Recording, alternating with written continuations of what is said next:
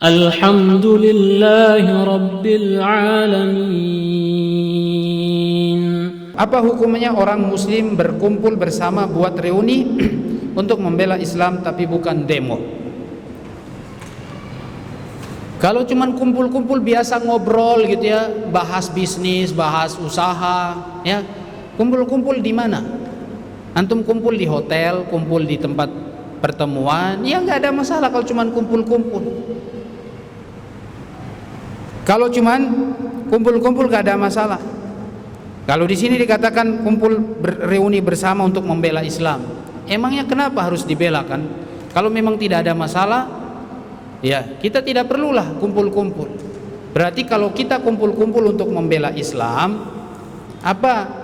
Ya ini bagian adalah kumpul-kumpul nih. Kita duduk bermajlis, ini juga adalah bagian dari membela Islam. Ya, membela Islam, majlis ilmu kita hidupkan. Ini adalah kumpul-kumpul yang syar'i, yang diperintahkan. Jadi bukan kumpul-kumpul di mana? Di tengah jalan. Antum kumpul-kumpul, ngapain kumpul di tengah jalan? Antum teriak-teriak walaupun antum bilang bukan demo, ya enggak boleh. Apa tujuannya antum teriak-teriak di tengah jalan gitu ya? Turunkan fulan, ya. Turunkan fulan, tegakkan keadilan. Berarti ada maksudnya, sama juga. Ya, sama juga dengan antum ingin kudeta dengan pemerintahan yang sah, yang sudah diangkat menjadi seorang pemimpin, presiden atau mungkin gubernur. Jadi Islam mendakwahi seseorang atau mendakwahi pemerintah atau pemimpin itu adalah dengan mendatanginya lalu menasehatinya dengan 2-4 mata, ya, face to face. Nggak ada orang lain di situ. Rasulullah mengatakan, "Man kana lahu nasihatun 'inda sultanin ja'ir falyakhlu bihi wal yansahu." Kalau seandainya kalian punya satu nasihat yang ingin disampaikan kepada seorang pemimpin yang zalim, pemimpin yang zalim. Antum punya sebuah nasihat mau disampaikan itu kepada seorang pemimpin, antum menyendiri dengannya, datangi orang tersebut, pemimpinnya, lalu antum sampaikan nasihat itu. Itu cara Islam. Bukan dengan cara teriak-teriak di hadapan masyarakat lalu antum mengatakan tegakkan keadilan, ya, dan juga musnahkan misalnya kemungkaran. Ya, itu tujuannya antum mau ngapain di situ?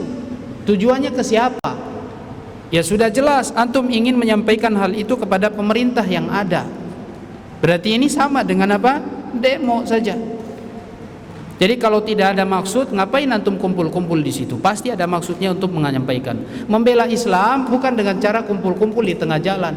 Membela Islam itu adalah rajin sholat berjamaah di masjid, hadiri majelis pengajian, jalankan sunnah, perjuangkan sunnah.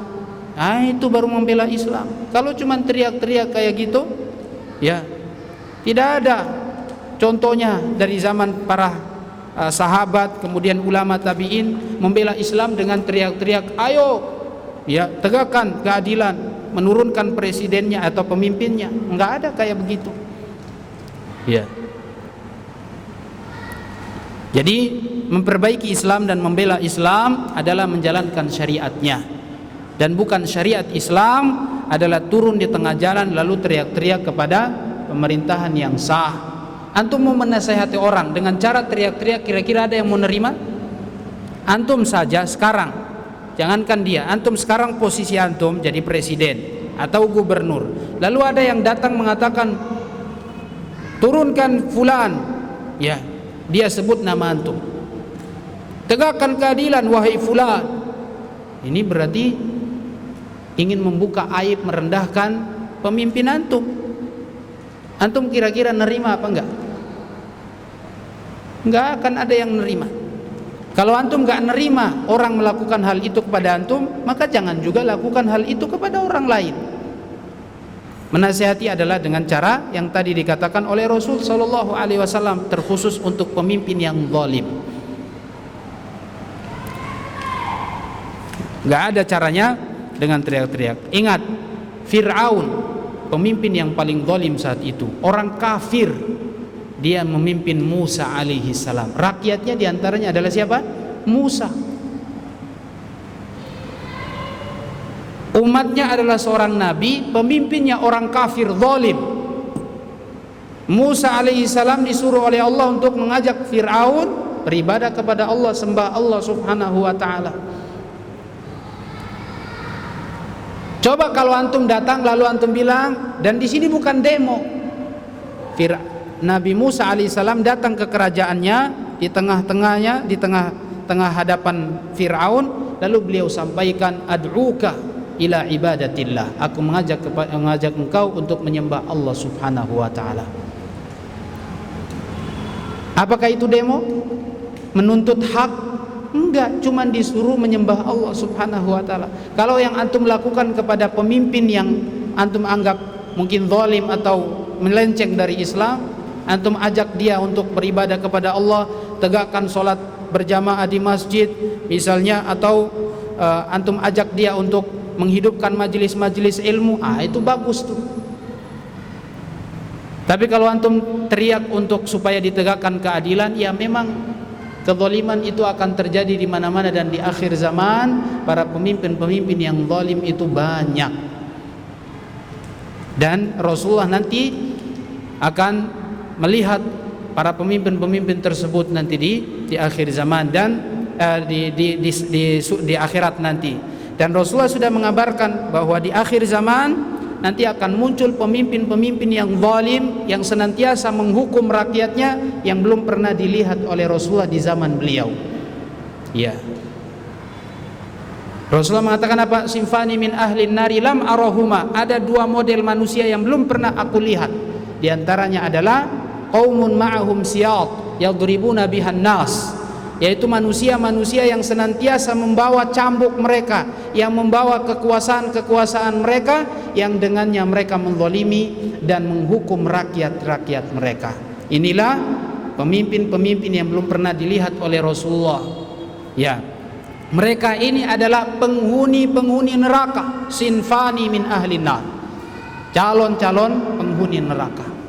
Jadi memang sudah wajar kalau di akhir zaman ini banyak pemimpin-pemimpin yang zalim ya bermunculan, itu nanti akan berjumpa dengan Rasulullah di akhirat nanti.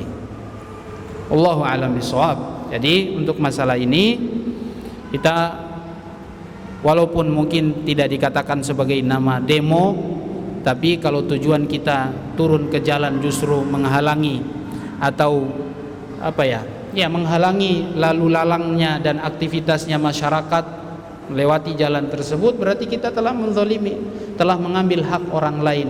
Kalau seandainya Rasul sallallahu alaihi wasallam menyuruh kita untuk menyingkirkan sesuatu yang mengganggu di tengah jalan, lalu kenapa kita membuat sesuatu yang mengganggu lewatnya orang lain? Rasulullah mengatakan apa? Al-imanu bid'un wa sab'una syu'bah. Iman itu ada 70-an cabang. A'laha la ilaha illallah, yang paling tinggi adalah kalimat la ilaha illallah, dan yang paling rendah wa adnaha imatatul adha 'anil tariq, yaitu menyingkirkan suatu gangguan dari jalan. Lalu antum sekarang bikin sesuatu yang mengganggu di tengah jalan. Antum taruh sesuatu yang menghalangi di tengah jalan, orang lewat di situ. Enggak boleh. Ya. Antum menyingkirkan suatu duri dari tengah jalan yang mengganggu lewatnya orang, itu adalah apa? Ibadah, sedekah. Lalu antum sekarang malah melakukan sesuatu yang mengganggu orang lain yang lewat di situ. Justru antum bersedekah dosa. Orang bersedekah untuk menyingkirkan keburukan atau bahaya dari jalan, antum malah bersedekah membuat keburukan dan sesuatu yang mengganggu di jalan. Ya enggak boleh. Di antara hak daripada jalan itu adalah menyingkirkan sesuatu yang mengganggu di jalan tersebut. Allahu a'lam bishawab. Jadi kerusakannya lebih banyak. Sudah begitu laki perempuan juga turun di tengah jalan. Ini lagi bahayanya yang paling parah. Laki perempuan ikut-ikutan teriak-teriak di jalan sana, walaupun bukan namanya demo. Sudah perempuannya disuruh oleh Allah Subhanahu wa taala, wa qarna fi buyutikunna, dan diamlah kalian wahai wanita-wanita mukminah di rumah-rumah kalian. Bukan tempatnya di jalan. Apalagi kalau turun ke jalan dengan solekan-solekannya yang mengundang syahwat, ya turunnya bukan malah membela Islam, malah menggoda laki-laki, menebar fitnah, bahaya. Ya, apalagi sudah pakai baju-baju yang walaupun jilbabnya pakai jilbab tapi jilbabnya menor, ya, pakai hiasan-hiasan menarik syahwat laki-laki, pakai minyak wangi, ya, banyak sekali kerusakannya. Rasulullah mengatakan innal mar'ata idza kharajat istashrafaha syaitan. Perempuan itu adalah aurat. Al mar'atu aura. Idza kharajat istashrafaha syaitan. Perempuan itu adalah aurat. Kalau dia keluar dari rumahnya, setan buat dia itu cantik. Setan buat dia itu indah. Sehingga antum lihat bajunya, sendalnya saja sudah jadi fitnah. Apalagi kalau bentuk tubuhnya memang terlihat. Banyak sekali kerusakannya. Jadi perempuan di rumah tugasnya masak di rumah, didik anak, ya. Yang perempuan masih gadis jangan pamer kecantikan di tengah jalan atau di sana nanti selfie. Banyak lagi kerusakannya. Seorang wanita itu adalah tetap di rumah, kata Allah Subhanahu wa taala. Wa qarna fi buyutikunna, perintah dari Allah, diamlah kalian di rumah-rumah kalian. Kalau kalian sudah keluar dengan solekan-solekan yang mengundang syahwat, apa kata Allah? Wala tabarrajna tabarrujal jahiliyatil ula. Jangan kalian bersolek sebagaimana solekan orang-orang jahiliyah dahulu. Ya, jadi orang jahiliyah dahulu juga bersolek, solekannya ya seperti itu, menampakkan kecantikannya kepada laki-laki. Ini yang bisa Anda sampaikan. Wallahu a'lam bishawab. Cukup. Kita tutup dengan doa kafaratul majlis. Subhanakallahumma bihamdik, asyhadu an la ilaha illa anta, astaghfiruka wa atubu ilaik. Assalamualaikum warahmatullahi wabarakatuh.